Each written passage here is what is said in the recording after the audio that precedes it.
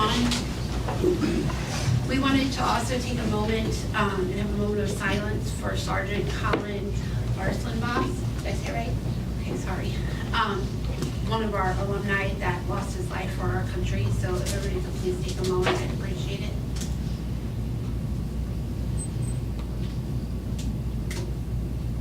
Thank you.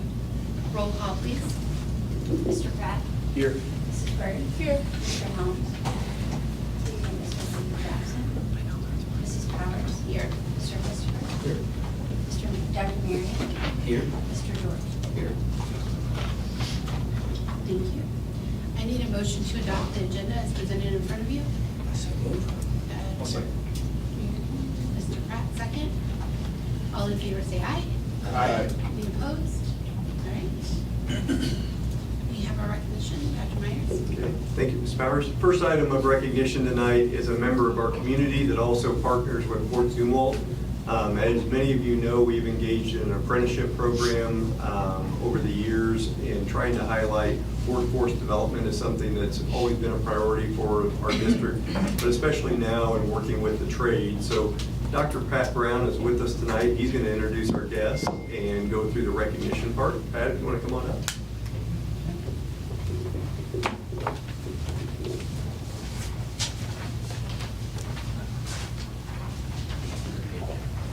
Well, thank you, Board of Education, for having us tonight. It's a great honor to be able to introduce you to Dan Fitter. Dan Fitter is a true champion of education and workforce development. With Dan tonight, we have Craig Moore, who's a colleague at Quest Specialty Products, and also we have the delight to have his daughter Amanda and her husband here tonight. So, on behalf of the Fort Zumwalt School District, it's a great pleasure to extend our heartfelt recognition and gratitude to Dan Fitter and Quest Specialty Products for the exceptional partnership that has significantly contributed to our mutual success and growth of the apprenticeship program. The collaboration has exemplified the highest standards of work-based learning, professional experience, and development of a talent pipeline to enrich the workforce. Dan Fitter has consistently provided us with a wealth of knowledge, opportunities, and innovative solutions to help better equip our students to be success ready, both K-12 and beyond.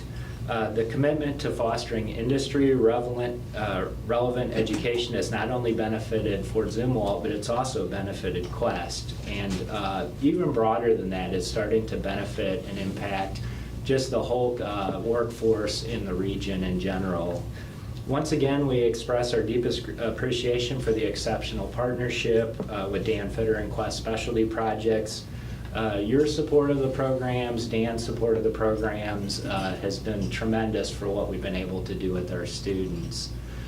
So I'd like to award Dan a certificate that we have from the Fort Zumwalt School District.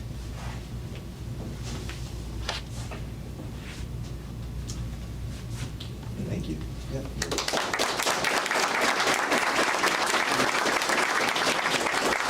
I think Dan would also like to say a few words. Well, I don't have a speech, Dr. Myers, but you know, to yourself, Dr. Myers, and the Fort Zumwalt School Board, your administration, Dr. Pat Brown, and the tech teachers, it's truly humbling and an honor to be recognized by the school district. Today, we have 8 students from the apprentice program working for us, making parts that go into industrial components, including high-pressure tanks. They're making parts every day that could go into medical devices, advanced automotive systems. They're also making parts that go into rail cars and airplanes. These are 16, 17, and 18-year-old young adults that are working side by side with folks that have 10 and 20 years of experience running complex CNC or computerized machines making these parts.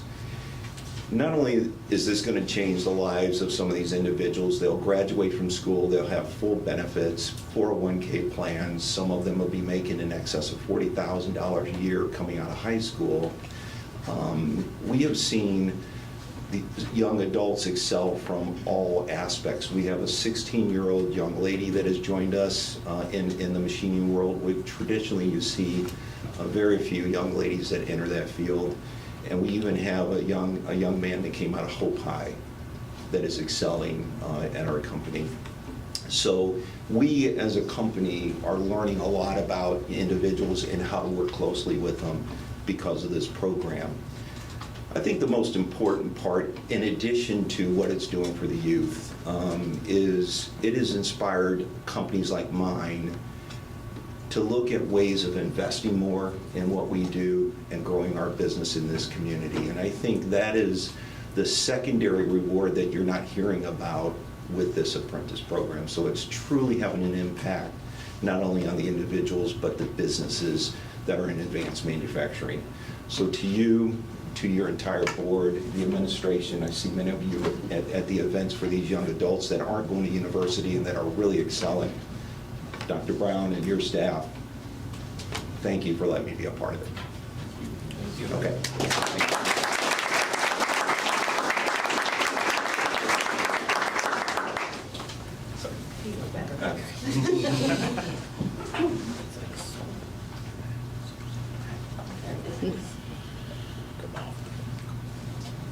Thank you. All right, thank you. Next item for recognition. We started doing this, I guess, maybe a year or two ago, where we wanted to recognize our student achievement and celebrate them also at board meetings. So tonight we have 3 of our high schools represented and several different award winners that they're going to go through. What we're recognizing are equal parts the National Merit finalists that we have with us and then our Missouri Scholars 100. For those of you that may not know, Missouri Scholars 100 is exactly what it sounds like. 100 students across the entire state of Missouri, and only 100 recognized on their merits based on a wide variety of factors.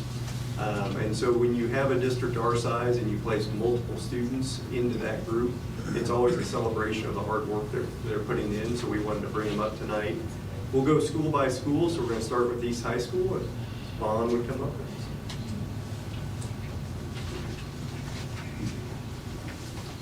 Good evening.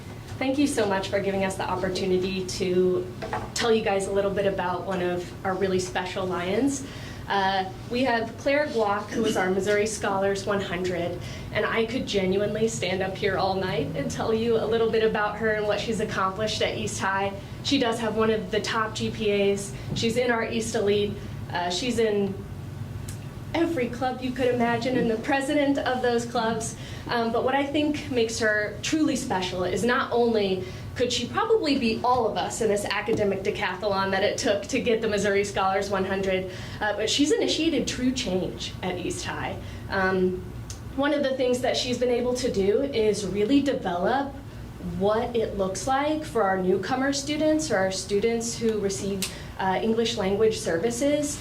She's really taken that on and said, I want to make an awesome experience for them at East High. I want them to feel like they are at home and they are welcome.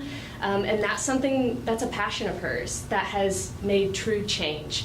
And I think genuinely, those are the kind of students that we want to recreate over and over and over again. And that's the next thing that she's done. She takes these young kids under her wing and really shows them what it's like to be a true leading Lion. So it is with great privilege that we honor Claire Guac, our Missouri Scholars 100 recipient today.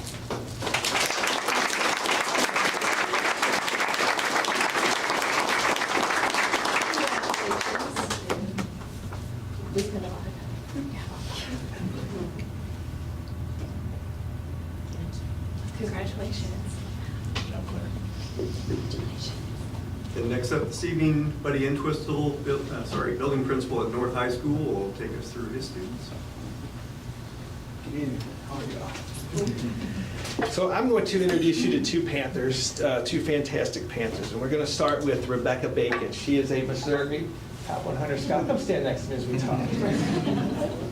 She prepared a speech tonight too, before the weekend. She's a National Merit Command Scholar, Missouri Top 100 Scholar. She's participated in cross country, track, basketball. She is a member of National Junior Honor Society, a PPI mentor here, fellow Christian athletes, and a couple other clubs that you're in, right? She's going to be going to Missouri Baptist to be an exercise science major to get into a career with occupational therapy, and I'll probably be one of her first clients. But she has done a great job at North High School. We're very proud she's a Panther. Our next member is Andrew Lubieski. Drew is also a top 100 Missouri scholar. He is a National Merit Finalist this year, which only 1% of students actually get that honor in this country. He is a member of our symphonic orchestra, our concert choir, our AM jazz band, our National Honor Society, and he also participated in cross country, track, and tennis. There must be something about running that I wouldn't know. So. He's going to be going to Mizzou, the Honors College, where he's going to study music education, and with an emphasis in strings. So these are our two amazing Panthers, both top 25 Panthers and fantastic additions to our building.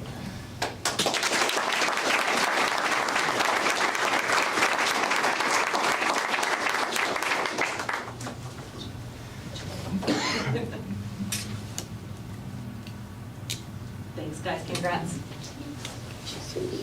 Thank you. And last, but certainly not least, West High School Building Principal Ed Dreyer will walk us through the students he has with him here this evening. Thanks, Ed. I want to see Dr. Inchwizzle run a 400 or a 800 maybe. Good evening, school board. Thanks for having everybody tonight. I am honored and privileged to announce 4 different Jaguars that were nominated for the all-academic team here with the Fort Zumwalt School District. I'm going to invite Iman Amron to join me up here. I asked each student to give me 1 or 2 things they want me to say to the school board. Iman was a National Merit Finalist and a Missouri Scholar 100. He is 4-time All-State in the violin, and he'll be attending USC to study violin and behavioral economics psychology. Iman Amron.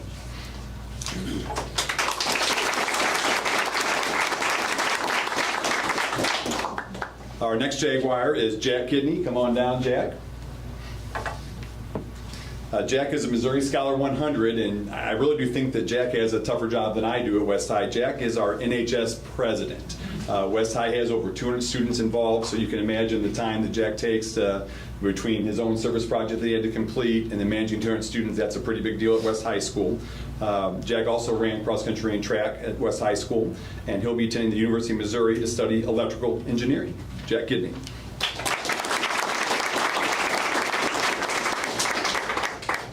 Our third student is Joseph Ward, if he'll come on down. Joseph was a National Merit Finalist. He'll be attending Missouri S&T to study aerospace engineering, which I never studied. I asked Joseph, what do you want me to tell the school board? And Joseph will be graduating West High School with over 60 college credits. So he is already halfway to his college degree in engineering. So congratulations to Joseph Ward.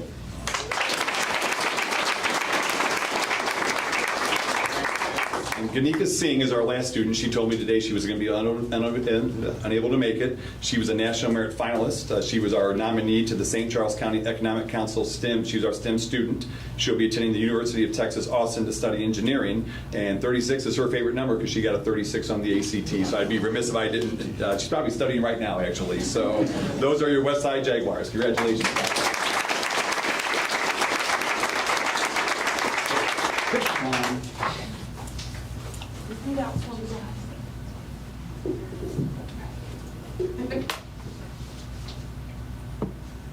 Thank you. Congrats, guys. Thank you all. All right, next we have our comments from the audience. First up, we have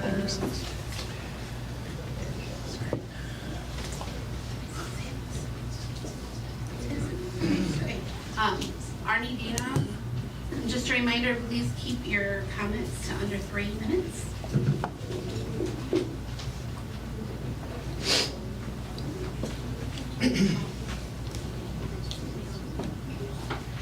Good evening, members of the Board of Directors. My name is Arnie C. A.C. Dinoff, County Public Advocate, and I'm also running for the United States Congress. The first issue I'd like to bring up is, I don't know if you've all heard in the news and throughout the community, but all of a sudden out of the clear blue, the library trustees have decided to lay off 30 to 35% of the staff of the library district and at least 3 branches of the library district. And so I'm reaching out to our school board to ask for a resolution of the school district to the library board of trustees that we're opposed to the layoffs and opposed to the closure of at least 3 library branches. I think libraries play a very important role in the education and the well-being of the students throughout our community. I would like to see a consensus of the board at the end of the meeting and some type of discussion to support that libraries play a vital role in our students' education. And I'd like to see you pass a resolution because there's other solutions to the problem. And it just came out of the clear blue. There were no public discussions, no public hearings. The past financial audit for FY23, I think is very important, transparency for the public to know exactly what were in those recommendations to improve our financial reporting in terms of GAAP, government accounting practices, and I think you need to be transparent and post it to the district's website. Recycling, we need to offer additional resources and make recycling, in my opinion, a priority in our school district because school districts are one of the biggest throwaway waste producers in our county, along with hospitals. I'd like to see more details and more disclosures on bid and contracts. You have a fiduciary responsibility as a school board to ensure, and I don't believe that the proper information is being provided to you by the administration and by the facilities director, and I'd like to see more of the details. You're the only school district in the county that doesn't post to your website contracts supporting details in the actual bid that was submitted. And that really gives me some heartburn and some real serious concerns about transparency and to make sure that we're on the up and up and not providing some of the friends of the board contracts, which would be in violation of state law and our state constitution. I haven't been here the last couple months because I've been busy at the State General Assembly trying to pass good bills and crush bad bills before House and Senate. And so I want to bring a couple to your attention that have been finally passed and truly agreed to by the House and Senate. House Bill 2111 is powers of the state auditor for improper governmental activity as an official misconduct, fraud, misappropriation, mismanagement, waste of resources, a violation of state or federal law, rule, or regulation. And they now would have subpoena documents to subpoena that information. House Bill 2287 is elementary and secondary education, and I just ran out of time, has a number of issues. I'll try to put together a more concise detail and try to give you a synopsis. If anybody has any questions, please let me know. But I do have a stack of bills that affect our school district, and I think we need to be cognizant. And some of them we need to say, hey, let's pass. And some we need to go to the governor and say, let's reject and veto. Thank you. Thank you. Next up, we have Tina Corkamp.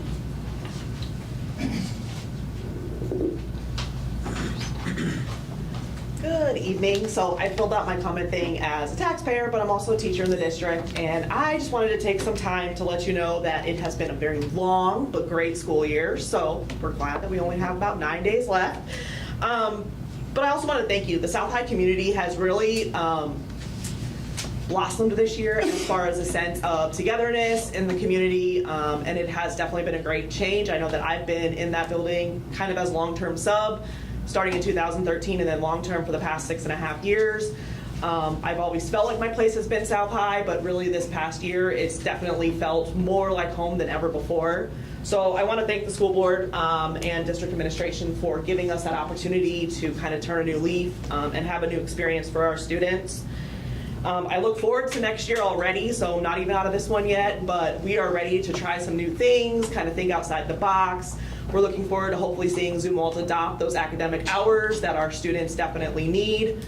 As a special education teacher, my students in skill support definitely do benefit largely from that relationship I can build for 4 years, and I think every student that we touch should have that experience as well. I look forward to beautifying our campus, so some of the paint needing to be refreshed, looking at new colors, new student murals. Those murals have been up, I feel like, since the early 1990s. So it would be great to see some of those to be refreshed, updated, and really bring South High into, the modern time and the modern climate that we are. So, thank you. Okay.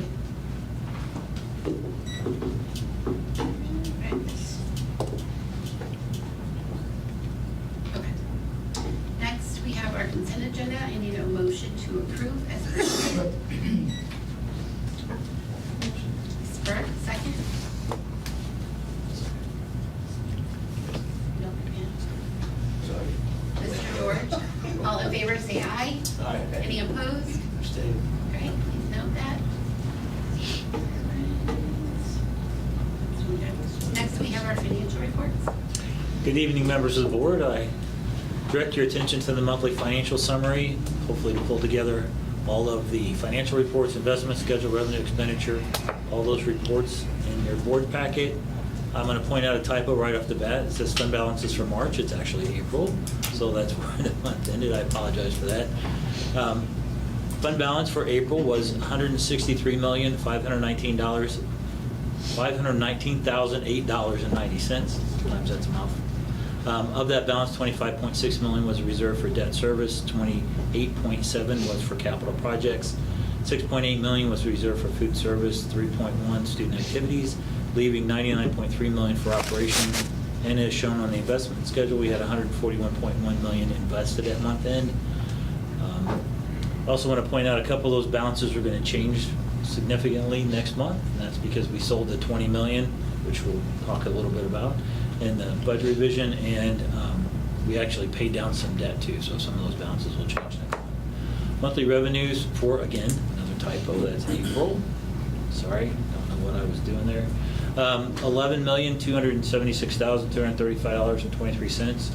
For the month, the district received $5.5 million from local sources, $5.5 million from state sources, and just $242,000 from federal sources. For the month, federal revenues are down. That was just really a timing difference. It's not due to a reduced amount of federal revenues that are going to be coming in. It's just that last year we filed major reimbursement in March, and last year we filed it in April, and this year we filed it in March. So it just looks like a big decrease. It's really not. It's just timing. State revenues, state and local revenues, or as we expect for the month, are almost identical to last April. When we look at year-to-date, revenues are up by $20.4 million. Compared to last year at this time, local sources make up $19.5 million more of that, led by $13 million more in local property taxes, which is pretty much what we had budgeted for, with a little adjustment here coming up in the budget revision. $4.1 million more in interest earnings, $2.1 million more in property sales tax. And in addition to that, the district did receive $632,000 E-rate funding for iPads and teacher laptops that we purchased back in 2020 during the COVID years. And we filed that way back then, and they just now approved that grant. So we just got the money. It's been that long ago before we finally got it. So the last item under the was under local revenue. There's an offset to some of that, and we did have a decrease. Our claims have been through the roof with workers' comp and property casualty. So we normally get some kind of rebate. It ranges between $300,000 to $700,000 each year for insurance rebate. This year we didn't get any, so compared to last year, we're down about $500,000 from that. So. At the state level, transportation funding increased by $936,000 to date. That's due to full funding of the formula. And then high needs funding has increased $718,000. Both of those are really based on prior year expenses, so we're just catching up from the prior year increase in expenditures. Federal revenue is down so far this year by $605,000. This is the major reduction in federal revenue is we've lost $1.1 million in the food service program, and that's just basically the meal reimbursement amount was elevated for COVID, and now it's went back to normal, so that's why that's down. And that's it for revenue. As far as monthly expenses for April, not March. I was actually showing my director how to do this memo, and apparently I showed her wrong because I put the wrong month in here when I was going through this with her. So was $23,064,951.31 for the month of April. Got it right one time in the whole memo. The district has spent $17.8 million on salaries and benefits, $1 million on purchase services, $1.1 on supplies, and $3 million on capital and construction. And when we compare this year to last year at the same time, we're up $32.8 million in total. $9.4 million of that is increase in salary and benefits, and that's in line with where we should be based on changes in wages, benefits, and staffing.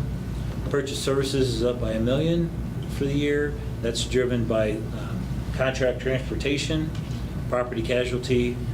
As I said, there was also a hardening of the market, so our rates went up significantly this year, as well as not getting a rebate and getting rate increase. That was kind of a double hit with insurance.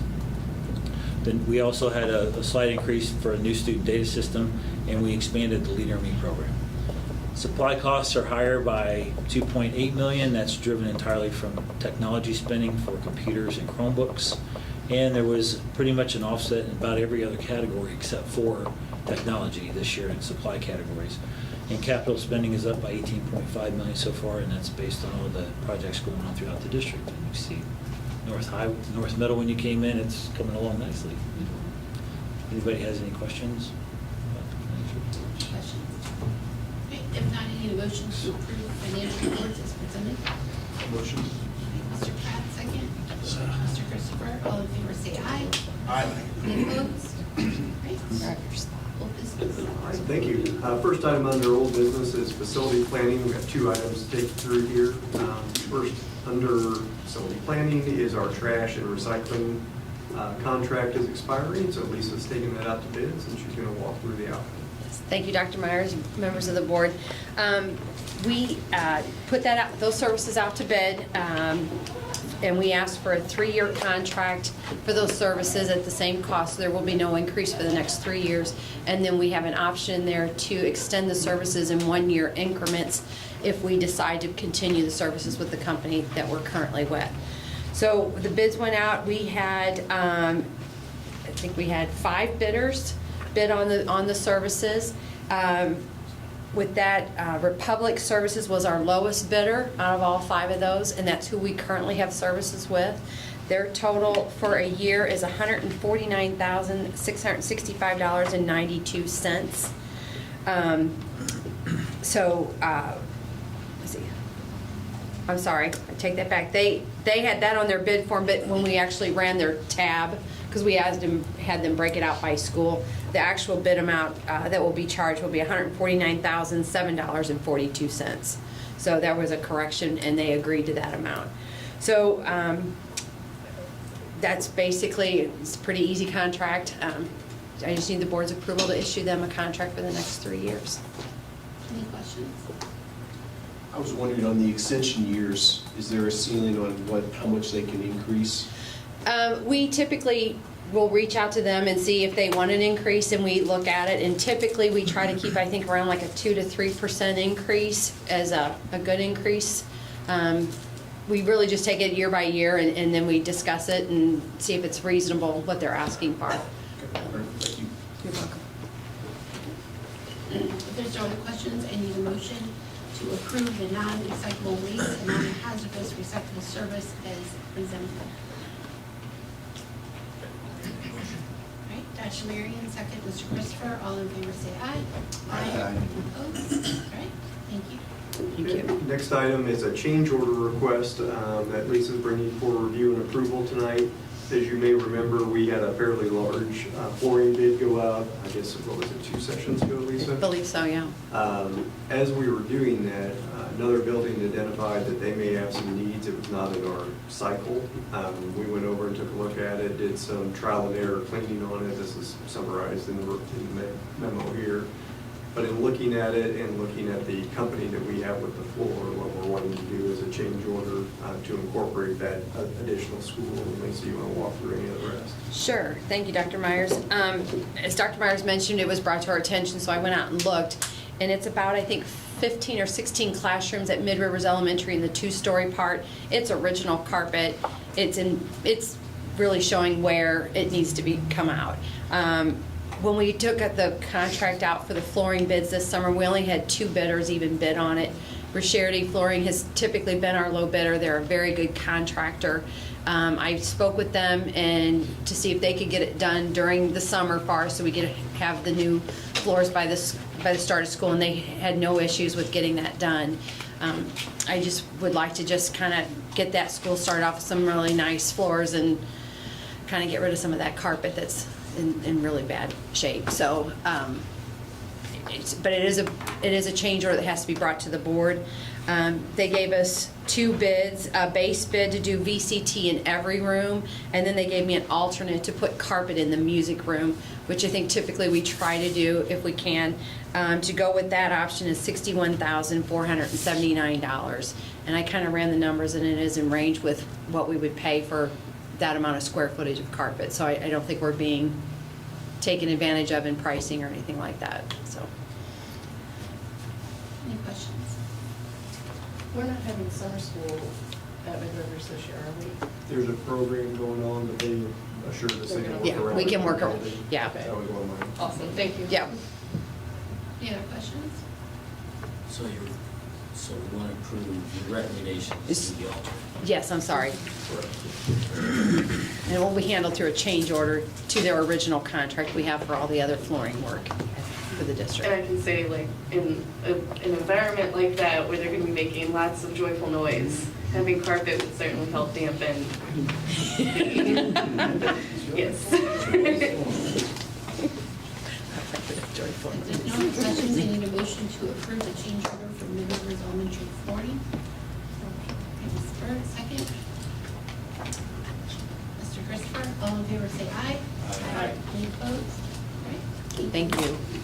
And then last item under old business is, you'll remember at the last meeting, why we had to meet a little early, is we certified the unofficial results as we're required to do by the law in that timeline after the election.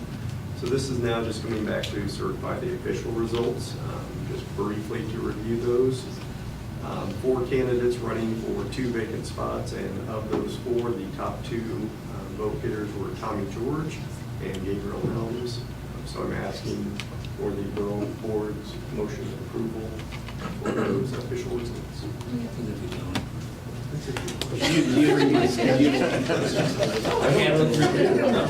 Curious, what would really happen? Yeah.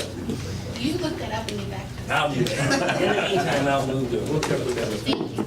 I got a motion from Dr. Marion. Second, Mr. Pratt. All in favor say aye. Aye. Any opposed? All right. New business. New business, first item, Jeff Orr has a recommendation for independent auditor. He'll walk us through that memo. There's the board. I have a memo in your packet recommending Clifton Larson Allen as the district's independent auditor for June 30th, 2024. We've worked with this firm for many years. They do a fantastic job. They are proposing a fee of $31,375 to complete the audit, plus $900 to complete the required federal audit clearinghouse documentation and data entry. For comparison purposes, I contacted several districts, and I've talked to a lot of them in the area, but 2 of them specifically that completed recent RFPs were Clayton and Pattonville. They advertised on their website and in the paper, and they got no responses for that. And actually, even after targeting certain firms, they only got like 1 bid from, I think, KEB. KEB does a lot of work with school districts, but I have contacted KEB and looked at them in the past, and they would be a significant increase over what's being proposed here. And as you can see, Clayton's pricing was $40,500 for this year, with an automatic increase of $2,500 for next year, and Pattonville pricing is $29,000 with a $2,000 increase next year.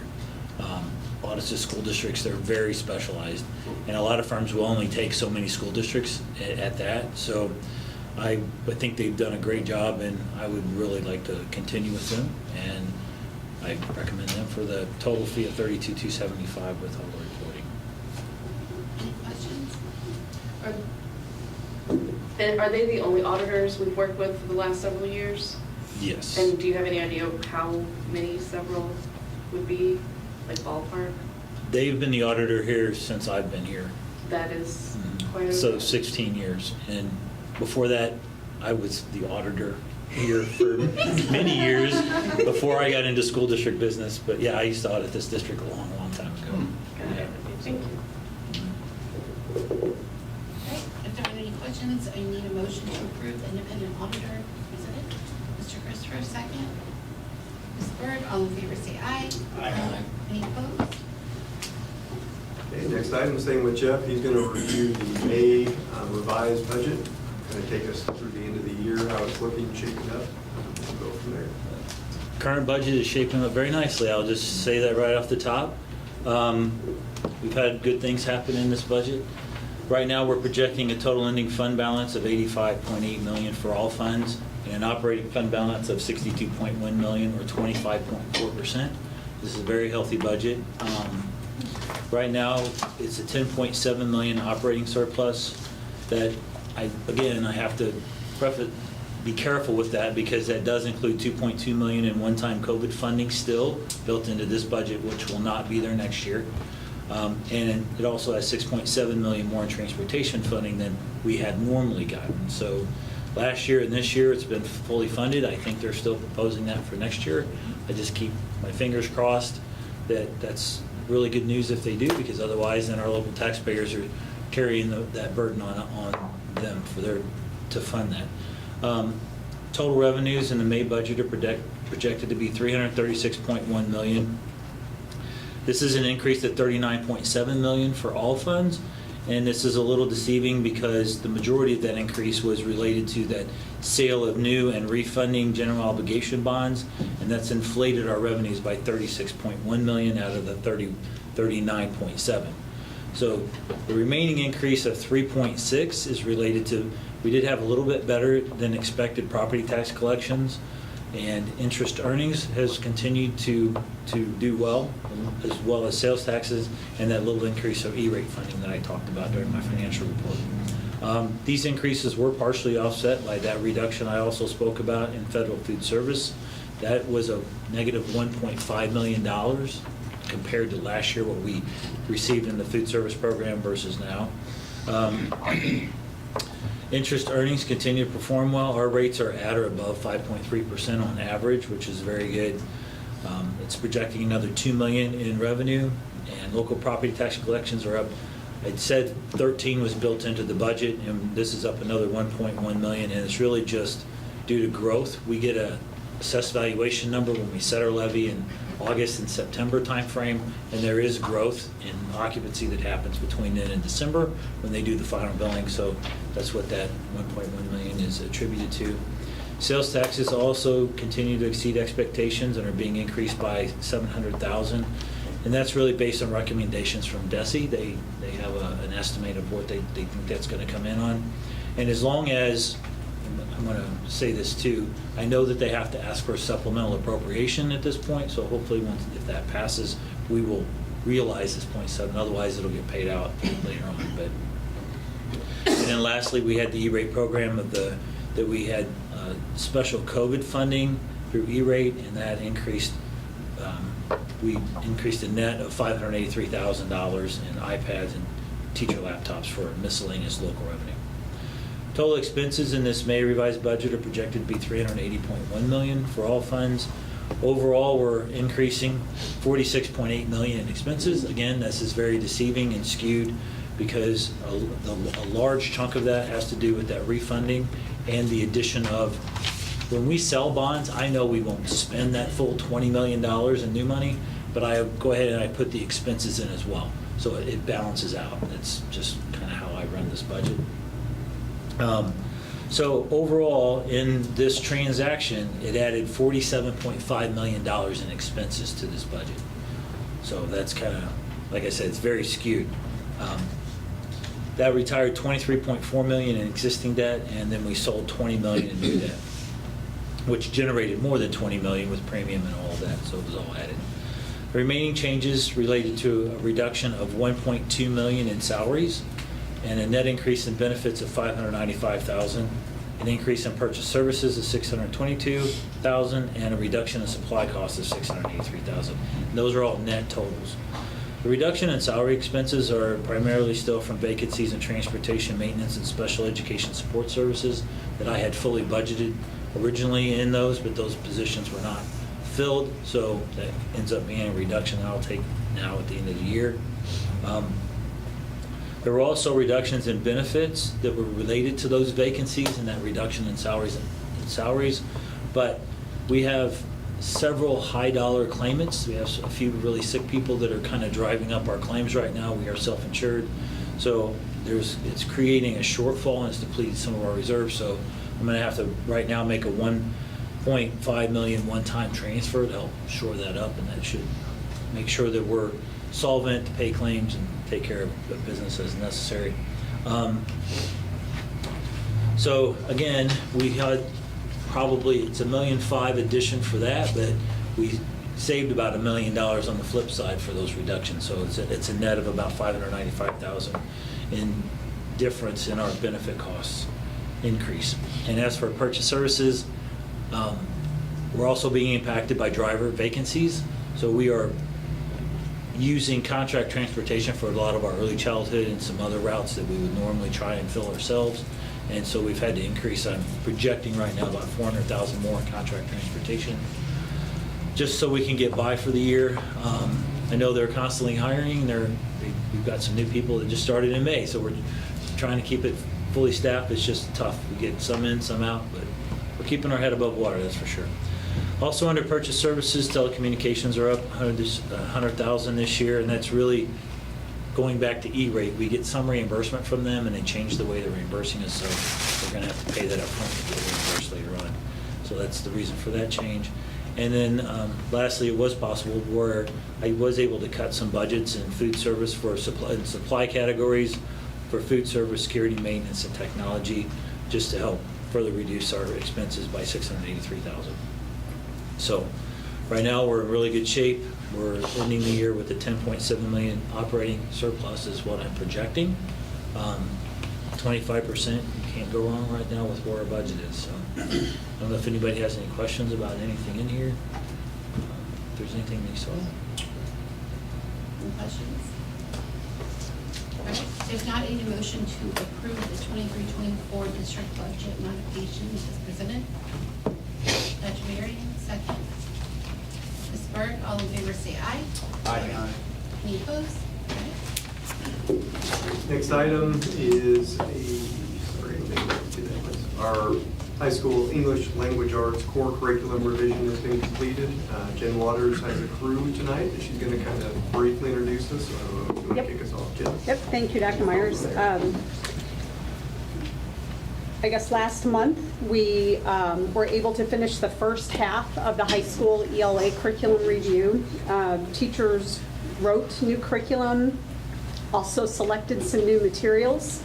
Sharon Bader is going to come up this evening. She's the high school, or actually the middle school and high school secondary ELA coordinator, and she's going to walk you through that process and talk to you a little bit about what the teachers wrote and chose. Again, I'm Sharon Bader. I'm the 6th through 12th English Curriculum Coordinator, and I'm very honored and proud to be here tonight to talk to you about the work that our high school English teachers have done over really the course of the last 2 years. So I'll talk about the team, our process, the curriculum we are suggesting for adoption, and recommendations and resources. But first and foremost, this process was really driven by our teachers. We had 14 teachers throughout the district from buildings from a variety of different experiences who worked on our curriculum writing teams. A few of them are here tonight, and give a little wave for us, to recognize all of the hard work that they did throughout this process. So a little bit about our actual process. This actually started in the fall of 2022 under my predecessor, Candy Holloway. And at that time, we examined our data, our EOC, our benchmark data, and we also did a curriculum audit of all of our courses in each of our buildings. And in the spring of 2023, we conducted a needs surveys with all of our high school English teachers. And the results of all of those kind of indicated the same things, which was that we could use some more resources that provided a variety of texts, including some more contemporary texts, and most importantly, some resources that helped us better track student progress and student growth, particularly on our state standards. And then also resources that support writing and perhaps listening and speaking skills was the other thing that we wanted to look at. So with that data in mind, our teams got to work. Each team met about 10 times to revise our curriculum. And we mapped your units around the state standards, around essential questions. We tracked each of those standards and how often we did them in each unit. And we ensured inclusion of all four of the ELA strands, which is reading literary text, reading informational text, writing, and listening and speaking. And then we incorporated a variety of research-based strategies. We included some EOC-type questions in our assessments, and each of our teams would then bring that back to their building and receive input from their course PLC teams that we would then use to continue to revise. And that process resulted in our high school ELA curriculum, which is linked on this slide for you. In the ELA curriculum guide, there's a table of contents on page 2 to take you through all of it. We've revised sections 3 and 4, which are our course descriptions, our rationales, and our objectives, which reflect the Missouri Language Arts grade level expectations. And then we also added a year at a glance that demonstrates backward design. So starting with our essential questions and our performance tasks that we wanted students to do, and also included some focused standards for each unit. The other piece we did as part of that process is that we examined resources to try to better meet the needs of our current students. We conducted a novel study. Again, that actually began last year. We spent about a year and a half last year and the start of this year. We met 7 times, and we had over 58 high school teachers participate. They read over 100 novels and evaluated those using an adapted rubric from DESE. Each novel was read by multiple teachers, and at the end of our novel study, all of the high school teachers for each course were able to vote on the novels that they thought would best fit the needs of our students. Through that process, we sought input from our librarians who really had the pulse on student desire. We took into consideration the parent and student feedback we have received, which was desiring more choice, more representation, positive role models and messages, and some more contemporary texts. Sections 5 and 6 of your curriculum guide review that novel study in more detail and also have the links to all of the book rationales, which were provided to you several weeks ago. So with that said, the next few slides review those books. On the left side are our current novels retained as part of our curriculum process for each of our courses. And on the right side are the books that we are recommending for approval that our teachers read, evaluated, and voted.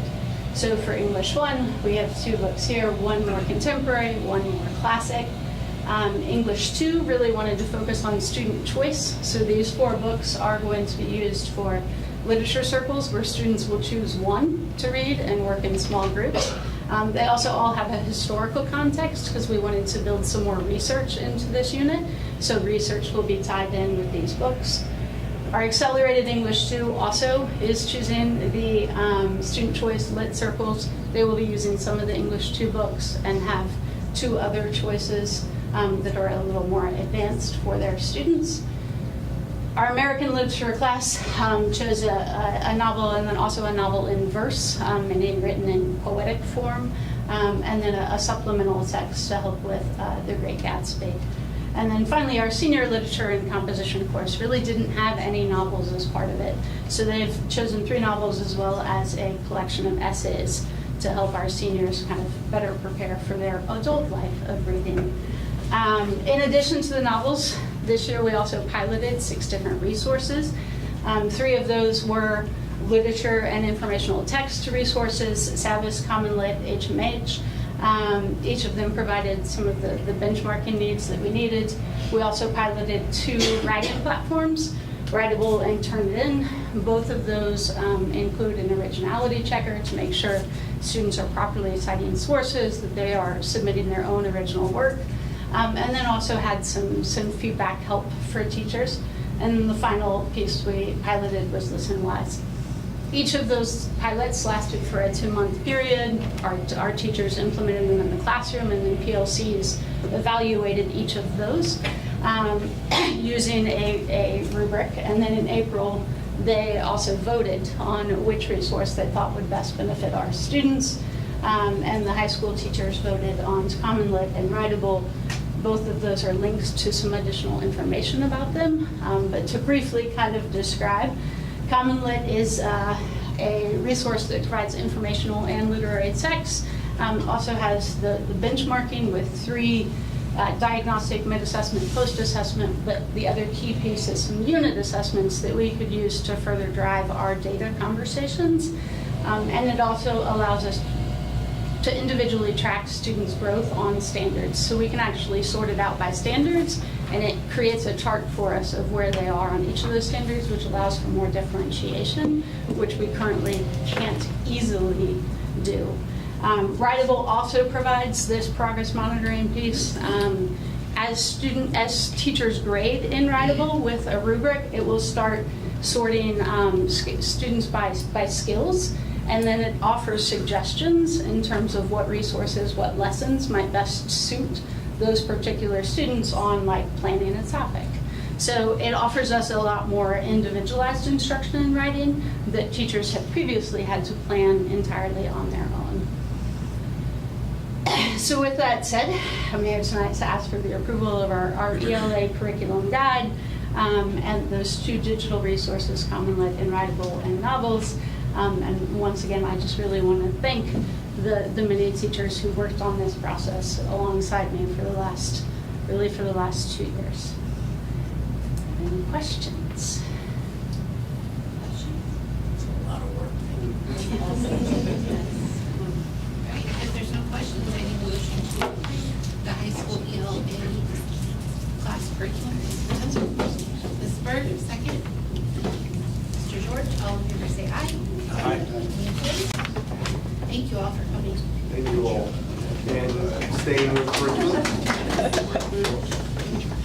with curriculum, also tonight we have the secondary social studies curriculum. Jen, you want to walk us through?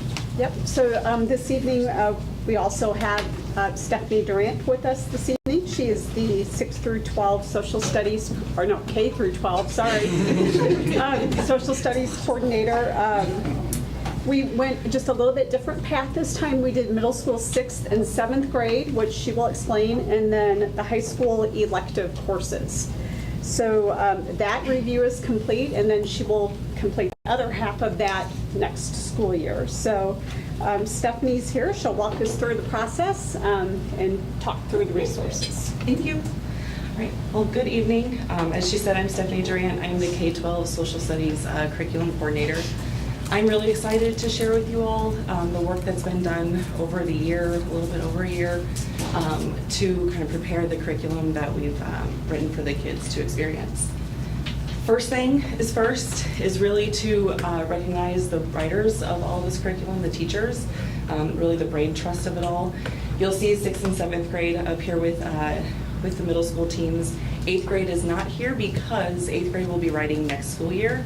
And the reason for that is because our 8th grade and our 9th grade are both U.S. history courses that work together, and we are hoping that as they write together, there will be some continuity for our students in those 2 courses. Additionally, our high school electives teams, that's 26 teachers there, a lot of dedication, a lot of hard work. And some of our writers are here tonight, so I've instructed them they get their time in the spotlight. So if you guys will just say hello, yes. So they did a lot of hard work, and I'm really appreciative of them. So the first thing I really want to share with you is kind of one of the first big decisions we made as curriculum teams. And that was really the goals of our program that we want to use as kind of a guiding light as we continue curriculum writing, as we look at professional development, as teachers look at their PLC process. And through a lot of research and discussion, collaboration, the teachers kind of landed on these 3 goals for our entire program. So from K all the way to 12. And those are on the screen. To inspire lifelong learners. I know that's not unique to social studies teachers, but we for sure want to help students, dig into their curiosities. We also want to empower them with the knowledge that they need to be effective citizens. That is definitely at the heart of our social studies. And additionally, to develop their 21st century skills and also their social studies thinking skills. Things like cause and effect, continuity, argumentation, and source analysis. So along with that, a little bit of our process. So our process really started in spring of 2023. Our big first decision really was around our high school elective offerings and what we were going to do with them. They needed to change, they needed to stay the same. And we got feedback from teachers, we got feedback from high school students, we got feedback or data points to kind of come together, look at the big picture, and at that time, the decision was made to take away 2 of our electives offerings and replace them with 2 new ones. So we are replacing non-Western world cultures and advanced leadership with American pop culture and criminal justice. And I'm excited to announce to you that after we had some course requests for this next coming school year, we saw a significant rise in the amount of students requesting social studies electives, which is hard to do because they are only required those 3 years, so we want to keep them in the social studies classroom coming up. So along with that, in the spring, teachers were invited to a resource fair, and really that was a time for them to come in and see what kinds of resources are out there, textbooks and supplementals, that kind of thing, to give me feedback about what kinds of resources they want in the classroom and what's going to help them bring the material to life for kids. Then we actually began the writing process in the summer of 23 and all the way through this spring. Teachers met several times to ensure that our curriculum is written to our Missouri learning standards, that it aligns with what the state wants us to do, but also to ensure that we are giving learning opportunities that are engaging for students and rigorous, and what we want them to be learning and meeting those goals that we set for ourselves.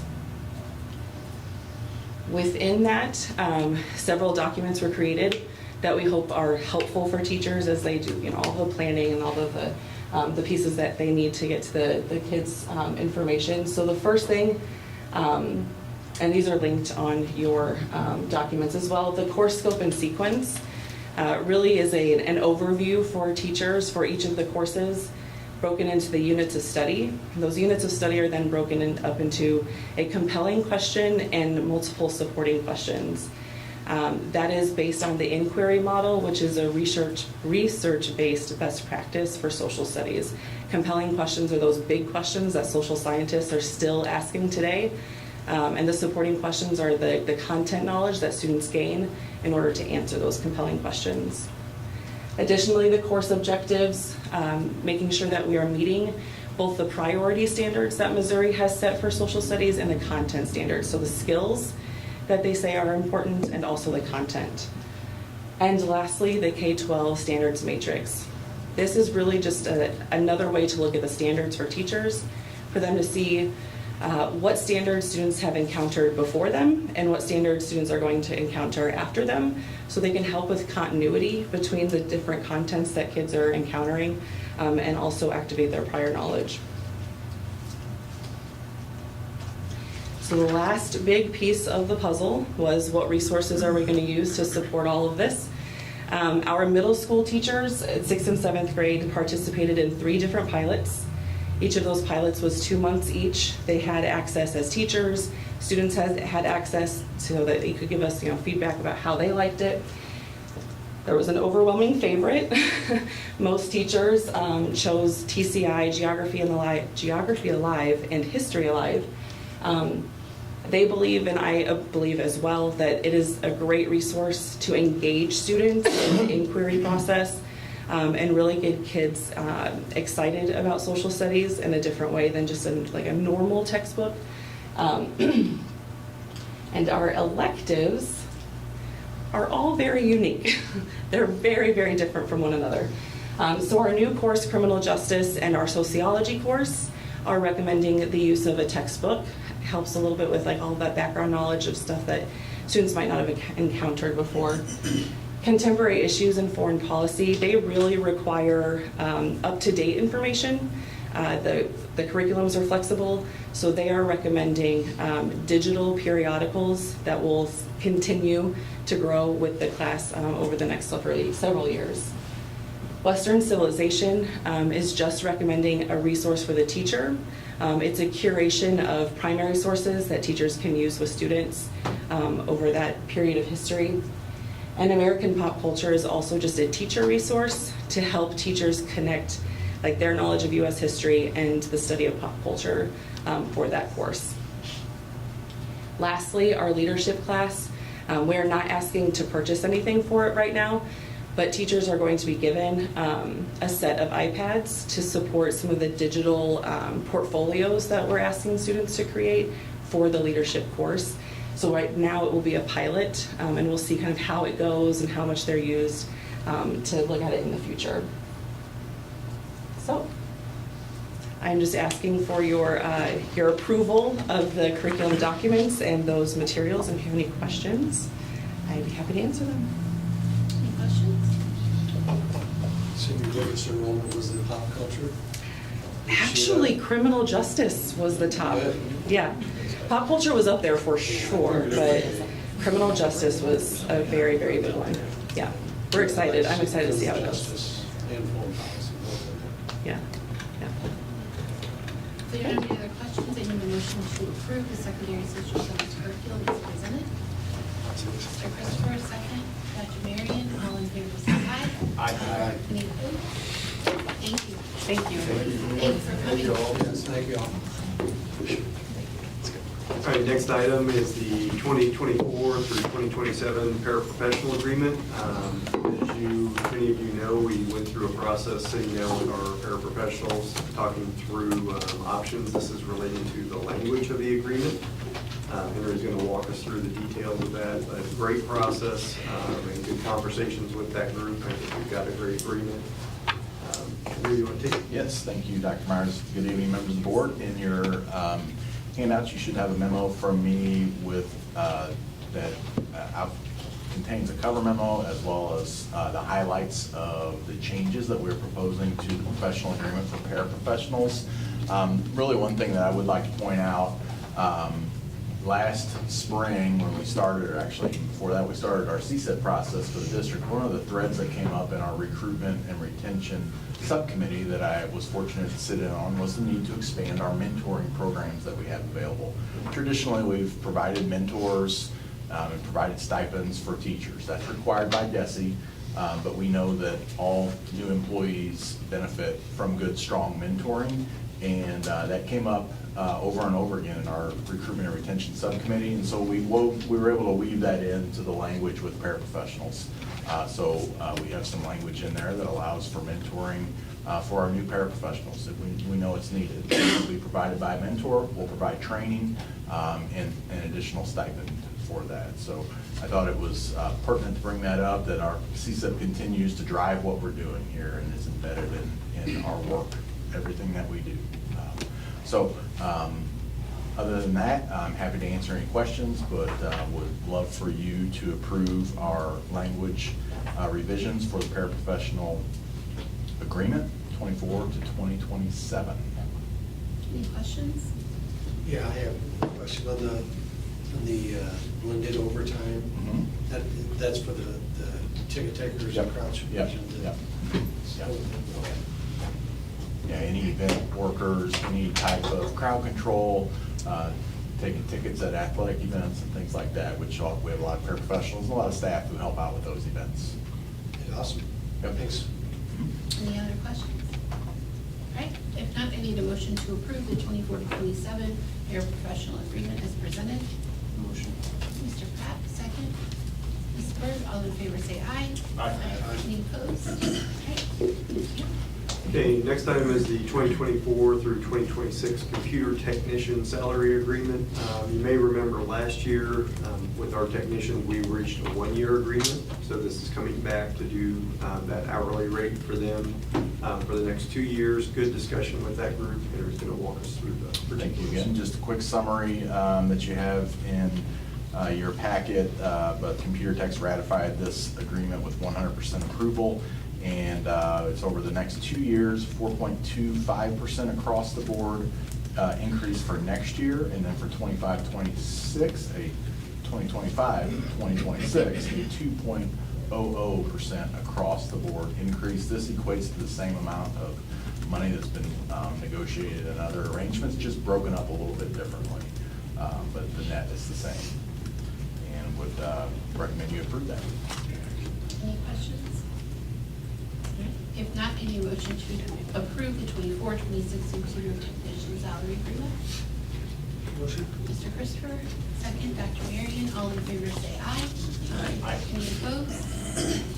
Thank you. Next item, JV Medi has an updated memo for you on the interactive TVs in elementaries that we rolled out, I believe last year was the first year, correct? Yep. So just an extension of that process. We've got the numbers for you. Yeah, just a continuation of last year's program for elementary classroom televisions to replace existing projectors. The program has been going fantastic. Our teachers have been loving ways to be more flexible in their classrooms and be able to move forward doing that. So with that in mind, we're looking at another 200 TVs. It's the same as what we did last year, just continuing the program as is. Put that out to bid, made that available in all of our normal resources, got 2 bids back. I would recommend the low bid, Marco Technologies, for a total cost of $428,636.95. If we agree to that, they have said they can get those delivered by the end of June. But we'll have time to put those together and get those deployed into classrooms. Any questions? Okay, if not, any motion to approve the interactive TVs for elementary is presented. Mr. Christopher, second. Ms. Bird, all in favor say aye. Aye. Any opposed? Thank you. Thank you. And then last item under new business is the 2025-2026 school calendar. John's going to walk us through the details, but again, this is a negotiated process for us where they take out typically 2 options per vote. And John will take it from there. Sure. Thank you, Dr. Myers, members of the board. I'd first like to thank some of our committee members who met 3 times in person, and then we had a lot of conversation in between as we were tweaking different options and looking at the priorities for students, staff, and families. It truly was a collaborative effort and one large team as part of that committee. In the end, we came up with 2 different versions that the committee agreed on and that we were okay with either version. And then the teachers took that to their side and took it out to vote, and what you see in the packet is the result there, which is both supported by the teachers and the district administration. So we would ask you to approve that. Any questions? If not, I need a motion to approve the 2025-26 school year. Motion.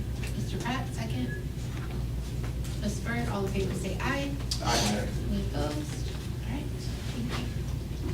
All right. Lastly, we have comments from the board. I'll start with you, Mr. Pratt. Sure. Got a couple of things I'd like to mention. Actually, I think it was, I believe it was today, if I'm not mistaken. I was able to make it because of work, but North High School had their military signing event. All the different students from North High, they're joining the Air Force, Army, Marines, Navy, Space Force, etc. I went last year. It was a really cool ceremony, and I just want to give those individuals recognition and say thank you for serving our country. And I guess to administration and the board, I'm wondering if this is something we can get done at all the high schools. You know, North's been doing it. It'd be kind of a cool concept if we could have it, you know, at every high school or maybe a district-wide event potentially. Last Thursday, I went to the Senior Recognition Night at Lewis and Clark Career Center. Great ceremony, and with that, you know, different students from all around the county who are participating in trades and apprenticeships and moving into professional positions. Some are going off to college, and with that, here at West High School, we have Hayden Hurt. He goes to Lewis and Clark Technical. He's part of a Fort Zumwalt apprenticeship program where he's been working at Sayer Industries. Sayers awarded him a $10,000 scholarship that he's going to be using at State Tech as he pursues his training in precision machining program. So those 2 items, and then just to all the seniors, congratulations. Congratulations on your high school careers, and certainly, wish you the best in your future endeavors, whether that be trades, military, college, or whatever it might be. So congratulations. Thank you. Ms. Bird?